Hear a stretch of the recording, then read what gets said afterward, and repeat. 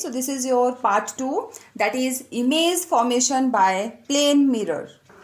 Students, you have studied about plane mirror also and about the image formation by the plane mirror also in your lower standard.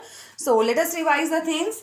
Here I have taken a plane mirror. You can see the plane mirror having two sides. One is reflecting surface and one is non-reflecting surface. Which surface is non-reflecting? The surface which is painted or polished is called as non-reflecting surface. So this surface is reflecting and this surface is non-reflecting, and your object always should be placed on the reflecting side. Object, you can say take any person, you can take any pen, you can take any pencil, you can take any spoon or anything. Object means anything whose image you want to see in the mirror. So here the object I have taken a boy, okay, and the name I have given to that boy is AB, and the arrow at the upside, it is showing that it is the head of the boy. Okay, so now any object is emitting the rays. So you can see that first ray is going like this towards the center of the mirror, second is going like this, so it will reflect. So when this ray is going towards the center of the mirror, it is reflecting like this. Arrow is showing everything. Ray of light is going, striking, then coming back. Okay, second ray is going like this straight, so it is coming back straight. Now why it is coming back straight? Because all the rays will reflect by using the laws of reflection. Here the angle of incidence is this, so angle of reflection is this. Here angle of incidence is 0 degree, that's why angle of reflection is also 0 degree. That means every ray will reflect by following the laws of reflection. Get it? So that's why boy is here, then the images are, the rays are going in this way and reflecting in the similar manner. Students, now question is that where image will be formed? If you have observed that when you are standing in front of mirror, then image is always formed on the other side of the mirror. Is it or not? So when boy is standing here, then image would be on the other side. Is it? So what we will do to form image, we will produce these rays in backward direction, and for just construction as you are doing in your mathematics. So this ray will also go back.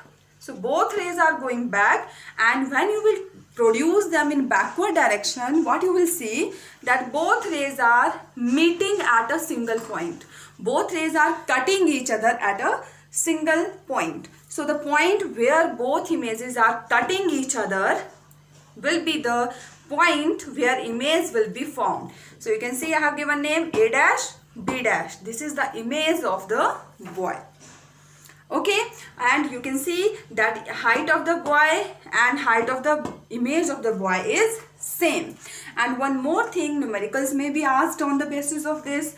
If this is your mirror and this is the boy, means object, and distance of mirror from object is 5 cm, then where image will be formed? Obviously at 5 cm from the mirror. So sometimes they are asking question that what is the distance between image of the object and object. So if distance between mirror and object is 5, so mirror and image will be 5 cm.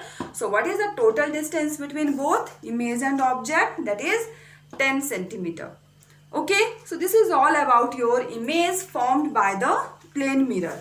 Next is, what are the properties of the image formed by the plane mirror? So students, you can see here that the image formed by the plane mirror is virtual and direct.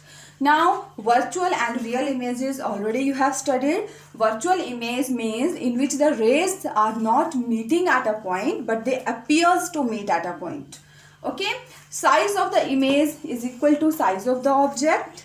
And third is, image formed is far behind the mirror as object is in front of it, means distance remains same from the mirror whether it is object or it is image. Next is lateral inverted. Students, what is the meaning of lateral inverted? That means right side of the object will appear as left side and left side of the object will appear as a right side, and vice versa. Vice versa means opposite of it is also true. So students, this is all about your image formation by the plane mirror. Tomorrow we'll discuss some definitions, some important terms for discussing the image formation by convex and concave mirror.